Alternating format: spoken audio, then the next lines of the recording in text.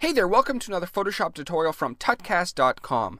Glow effects have become an increasingly popular way to drive attention to your work and products. Let's face it, people like shiny things, and when shiny, glowing things are incorporated into your work, people take note. In this tutorial, I'm going to show you how to add glow effects to lines and text to help your project stand out from the rest. We're aiming for a result similar to the one that you see in front of us. Let's go ahead and begin. One of the most important aspects of an effective glow is a strong background. The layer styles, which we'll be adding shortly, depend strongly on the layers behind it. I have found that a dark background or one with nice vibrant colors will work best. You'll see what I mean once we add the styles. In the image I'm using, I've already gone ahead and cut out the model from the background and made some minor edits, but in your projects you can use realistically any image you wish. And how you design your background is completely up to you. I've gone ahead and kept things pretty simple by adding a few blue and purple spots to a dark background.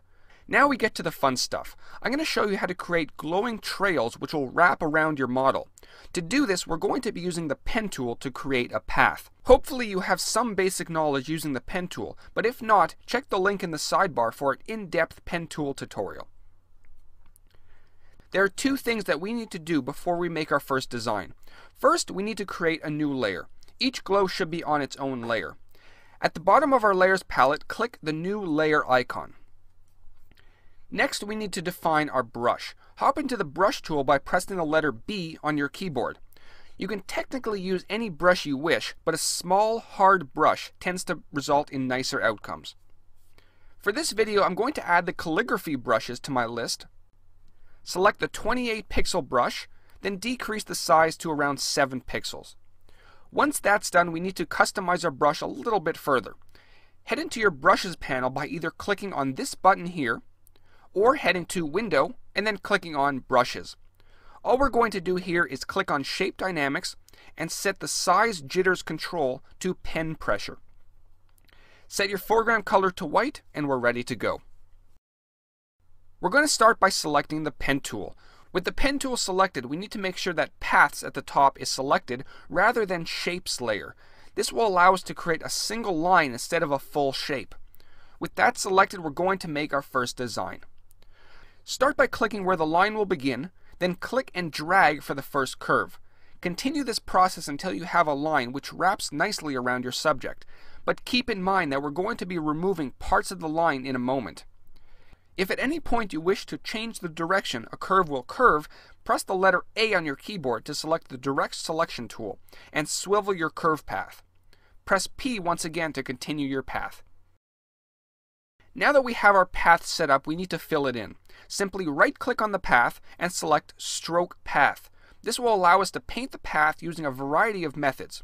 In this case, we want to use the brush which we set up a few minutes ago. Select Brush as well as Simulate Pressure. This will give us nice tapered edges to our path.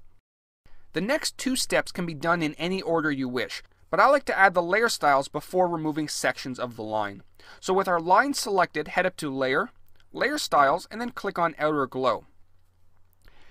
Now you have to keep in mind that different images will return different results using different blending modes.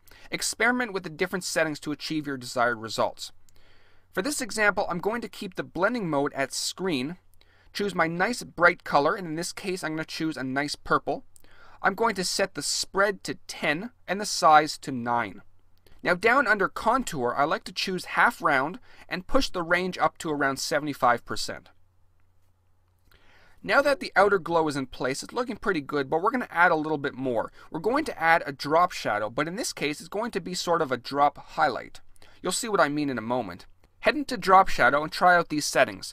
Blend mode I'm going to be changing to Color Dodge, and the color I'm going to choose a little bit of a lighter purple than the one I used before. Opacity will be decreased to around 60%, and distance will be pushed down to 0. And down at the bottom once again, I'm going to change my contour to half round. And I think that's looking pretty nice, but I will mention again that depending on the size of your line and color of the background, you may need to experiment with different blending modes and settings. One trick to help speed up your workflow would be to save your layer styles so you can easily use them with the other lines in your image. Click on New Style on the right, then type in the name you wish to save your style as.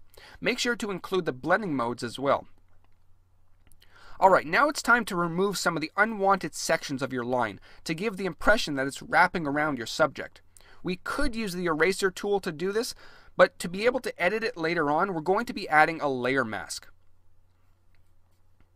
With the layer mask applied, grab a black brush and paint over the areas that you don't want visible. And there we go, our first glow is complete. Let's create one more to show you exactly how this works again. Again, create a new layer for our new line, make sure your brush is set, and grab our pen tool.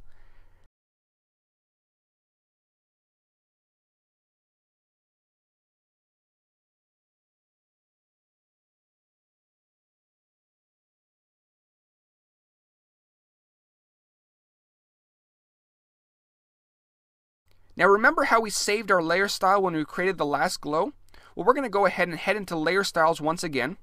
Click on styles at the top and select the saved style. Boom, instant glow. Now we can go ahead and make some changes if we wish. Let's make this glow blue. And once again, pop a layer mask on the layer and remove your unwanted areas. And that's pretty much about it. With the right layer styles, you can easily make nice glowing effects for your designs and projects. You can even use the same layer styles and methods to make your text glow. Try it out yourself, post a video response if you like. Hopefully this works out for you. And until next time, this is Howard from Tutcast.com. Take care.